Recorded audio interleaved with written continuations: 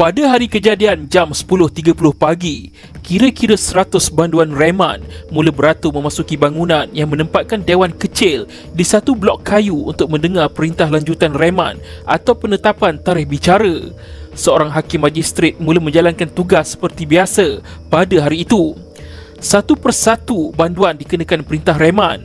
Ada juga yang disambung tahanan dan ada yang ditetapkan tarikh perbicaraan.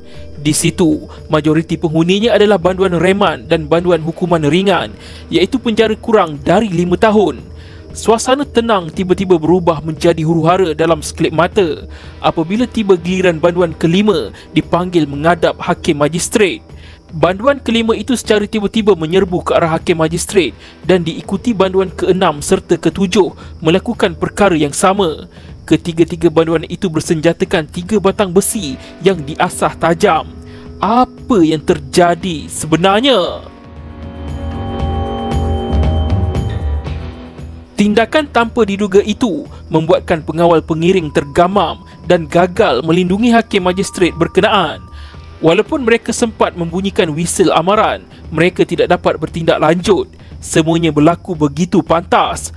Kes seperti ini tidak pernah berlaku dalam sejarah Malaysia sebelum ini. Situasinya cukup jelas. Hakim magistrat tersebut menjadi tebusan kepada 3 banduan warga Indonesia, iaitu Ahmad Muhammad Noor, Agus Salim serta Ahmad Sulaiman. Banduan-banduan itu mengawal keadaan dan mula mengemukakan pelbagai permintaan semata-mata mahu melarikan diri. Hakim magistrat itu adalah modal paling ampuh untuk kumpulan banduan itu melarikan diri dari penjara. Bermula dengan permintaan untuk mendapatkan sebuah kereta, wang tunai dan paling penting sekali, mereka mahu mengheret sekali hakim magistrat itu bersama mereka. Tragedi drama tebusan itu mula menarik perhatian semua pihak. Orang ramai mula berpusu-pusu datang ke tempat kejadian. Penjara itu sendiri yang terlalu uzur memudahkan banduan bertindak untuk melarikan diri dengan pelbagai cara, termasuk menawan tebusan.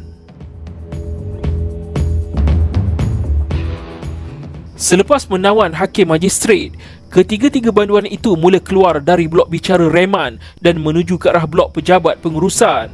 Walaupun cuba dihalang, mereka mengugut akan menikam tebusan dengan besi tajam jika permintaan mereka tidak dipenuhi.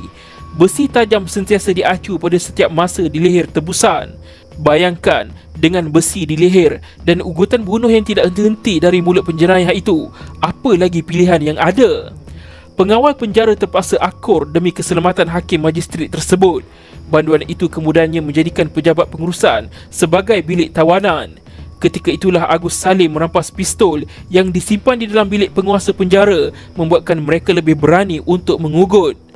Satu pasukan unit tindakan khas UTK tiba bersama ketua pengarah penjara, iaitu Ibrahim Muhammad. Anggota UTK mengambil kedudukan strategik termasuk di bilik rekod yang terletak 30 meter dari bilik tawanan. Jika dalam kes melibatkan tebusan, pasti akan ada seorang perunding. Perundingnya adalah Ibrahim sendiri. Ibrahim cuba sedaya upaya untuk melengahkan penjenayah tersebut dan cuba memujuk mereka supaya menyerah diri serta membebaskan tebusan. Penjenayah itu banyak memberikan alasan, termasuklah semua permintaan yang diminta mereka mestilah mendapat kelulusan dari pihak atasan dahulu dan ini akan mengambil masa yang lama.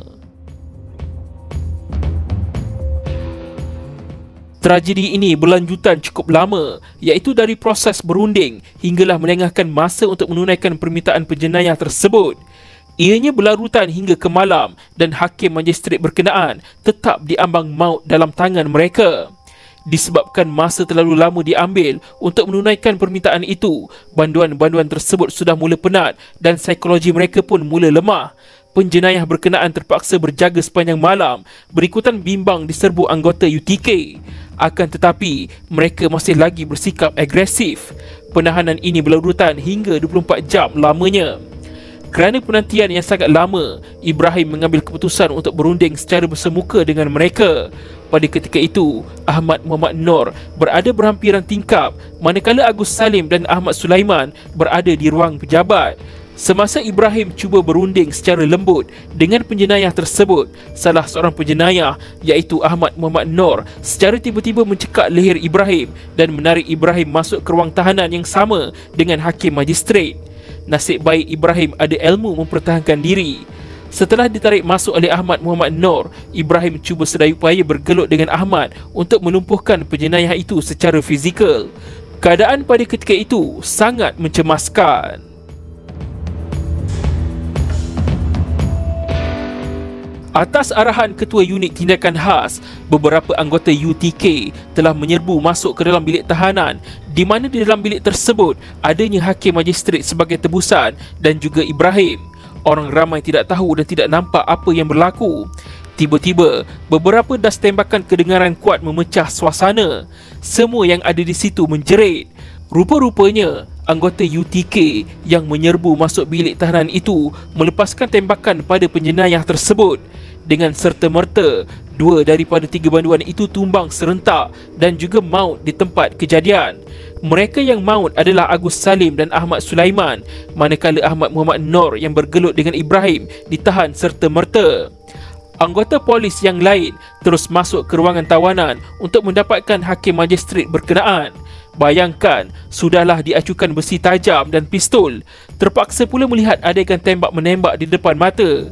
Apa yang berlaku kepada hakim magistrat itu? Bagaimana keadaannya?